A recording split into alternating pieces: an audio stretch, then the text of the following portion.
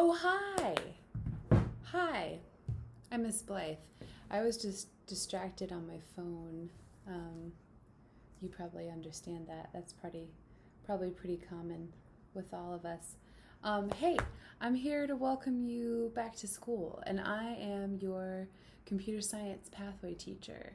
My name is Patience Blythe, and this is my 15th year teaching, and I just moved up from the middle school, and I love teaching computer science, so let's talk about it. Oh, good, you're still there. Okay, so I'm Miss Blythe, and I have taught science and STEM for a really long time. I've also been an art teacher, and I've taught engineering in Austin, and now I teach computer science to you. Sometimes when you are learning about STEM, and especially when you've spent too much time looking at the computer screen, your eyes can start to feel like this. Am I right? So we're going to go over a little strategy before we even start to talk about how to avoid the bug eye. And it's called 20 20 20. Here we go. Let's get serious. Have you noticed that I'm really serious all the time? Okay, seriously though, let's talk about 20 20 20.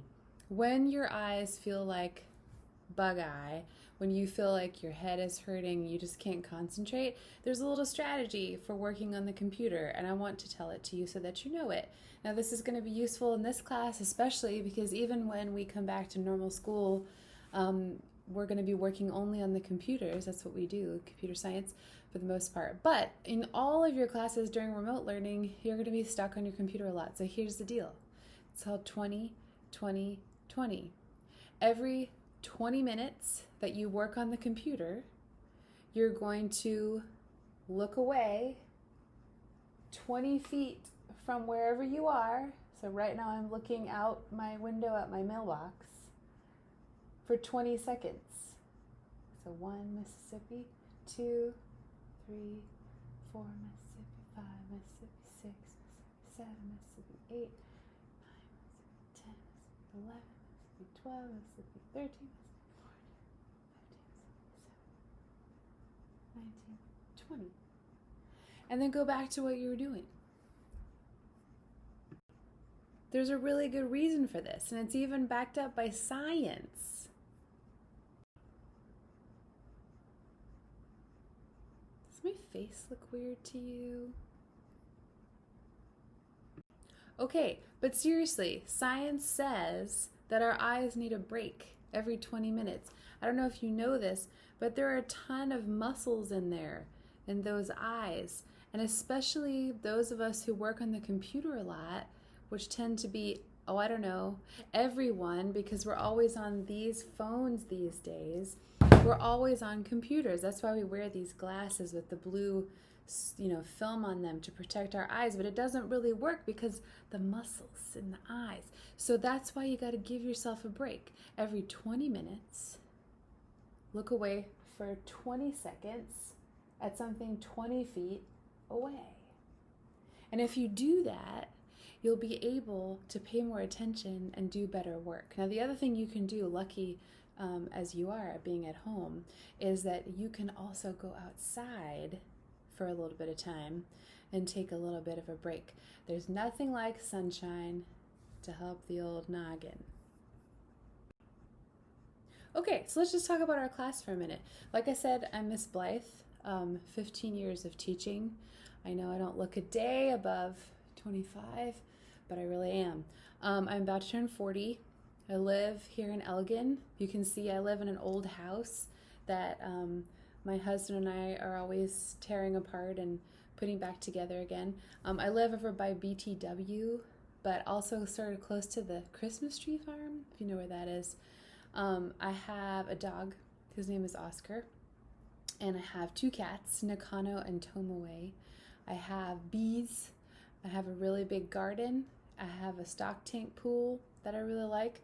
And I like to sew a lot. So you'll probably see me wearing clothes that I've made. And I also am a quilter. And I also weld and work with precious metals like silver and gold. And I love to cook. And I should tell you right now, I don't have television, which is why I do all the things that I do, because otherwise I would be super bored. But I do love playing on my phone. But in our class, especially during these next few weeks, it's going to be super important that during class, this goes away. The reason for that is that it's so easy to pick up and play with, right? And then our brains go out the window. This is what it looks like when you're distracted from your learning by playing on your cell phone. Seriously. Not seriously. I'm really glad you guys are open to this really stupid video. I appreciate your attention.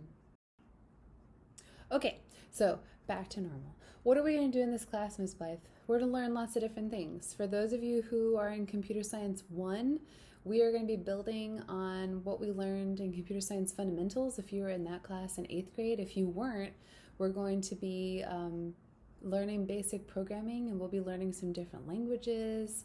But we'll also be talking about issues that face computer science, and I really want you to be thinking about that.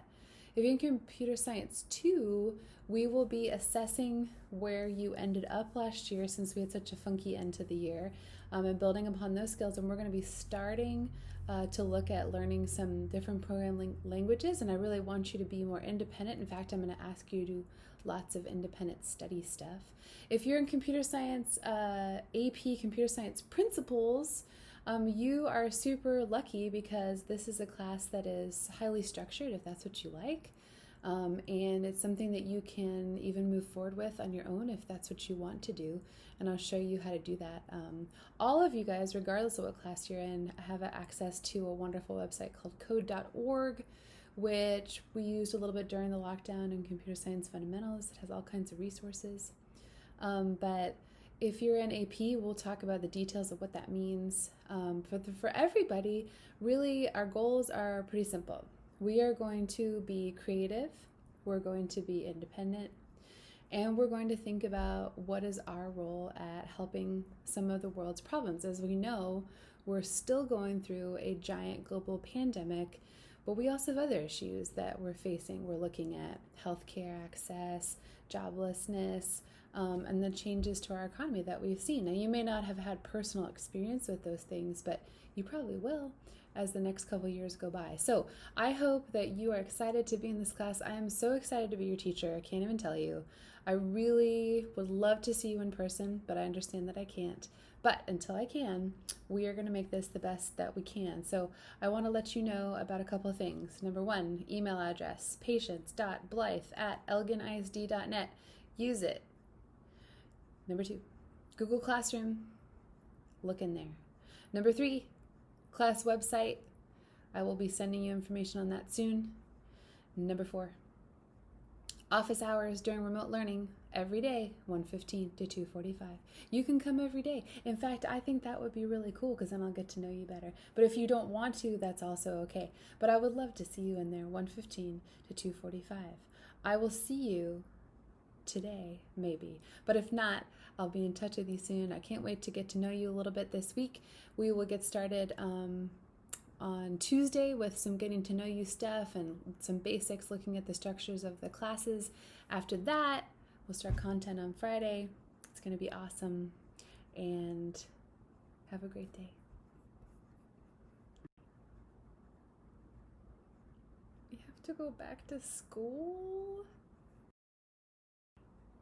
Look, y'all, even if you feel like this, it's all going crazy, it's a whirling dervish of nuttiness, it's going to be okay. Because you know what's great? You are better at this than adults are, which means you're going to be successful, which means we're going to be fine. So, love you. I will see you tomorrow, I hope, and we'll see where we get to.